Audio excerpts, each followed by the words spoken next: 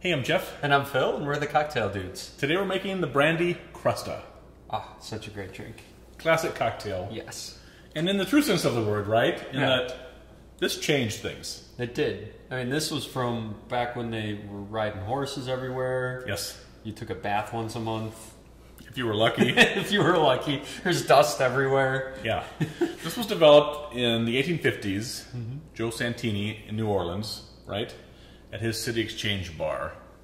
Before that, the cocktail was essentially the old-fashioned, right? Alcohol, bitters, sugar, and water. That's it. And he said, let's spice things up, Right. right? Because that's what you do in New Orleans. Right. He added some sour with some citrus and used a sweet liqueur, right? Yeah. Curacao. And voila. Revolutionary. That became the base of a lot of modern cocktails. Yeah, it's a direct grandfather of the Sidecar and even the Margarita. Yep, the Margarita is the same idea, except with lime typically. Right. And of course tequila instead of cognac, which is what he would have used.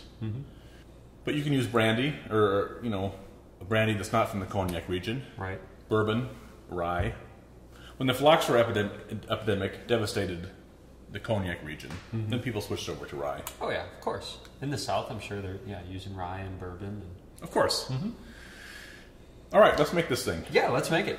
We're going to start with 1.5 ounces of brandy.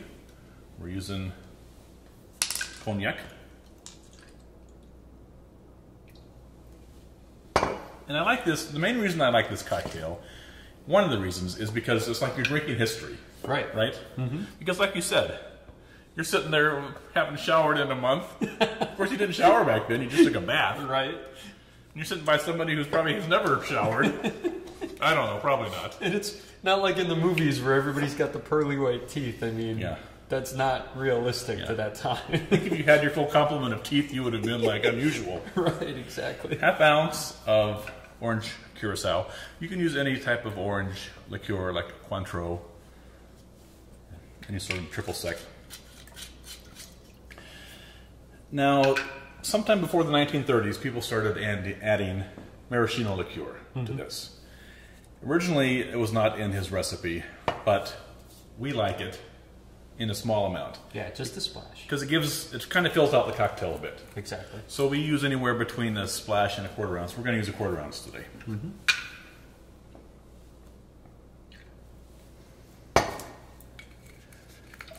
And then I need a 1/2 ounce of lemon juice. I should have been doing that. Should have been working on that. And then we use Boker's bitters, and that was from the original recipe. Right. That's kind of hard to find nowadays. So the alternative is Angostura.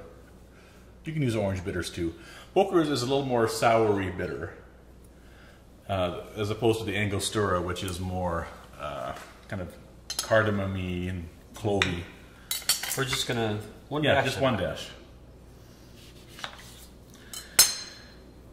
I got my gigantic little limes here today. I wonder what the world record is for the biggest lime. It'd be interesting to look up. Yes. 1/2 ounce. This is a lemon. I keep saying limes. You're supposed It's to... a dyslexia. I you're wasn't supposed to picking catch me up on on that. it. Yes, lemon. Lemon. Oh my Calls gosh. for lemon. Crazy. I think you're thinking of margaritas. I know. I'm always thinking of margaritas. 1/2 ounce of lemon juice. Before we stir that, I'm going to do attention to the glass here. Oh yeah, the quarter Because glass. you need to put a sugared rim on this glass. Right. And traditionally it was served in a white wine glass. We're using this sort of cordial glass, but it's bigger than a cordial glass. It's 6 ounces.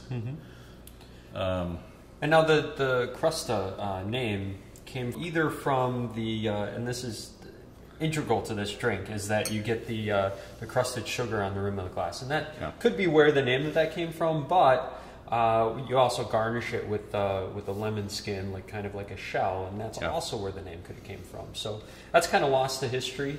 Yeah. It's kind of fun to figure Crusta out. means shell. Yeah. And traditionally you would have a gigantic, either lemon or orange skin in this thing, like so big that you couldn't drink it practically. Right. We don't get that carried away. Right. But so yeah, it doesn't matter what the name comes from to us, really. No. The origin of it. No. But this is also what we call kind of, you can go ahead and stir. Sure. Sort of like a second thought cocktail, or like an aha cocktail, right? Because with the sugared rim, you don't get the sweetness immediately as you drink this cocktail, because it takes 1 full second for the sugar to sort of dissolve on your tongue. Right? So the first taste of this cocktail is not good because it's not sweet. Right.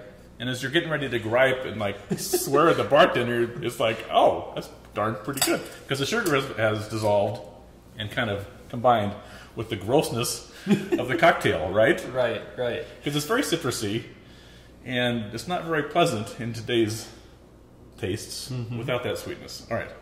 Yeah, and that sweetness, I mean, it's a lot of cocktails, they call for the sweetness right in the drink.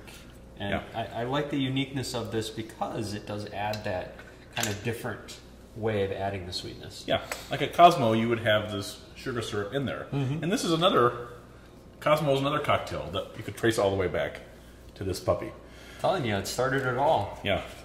So anyway, I'm kind of getting a little overboard from what I would like to do. But just a giant citrus skin, throw it in there, and here you have your historical and delicious Brandy Crusta. Enjoy. Cheers.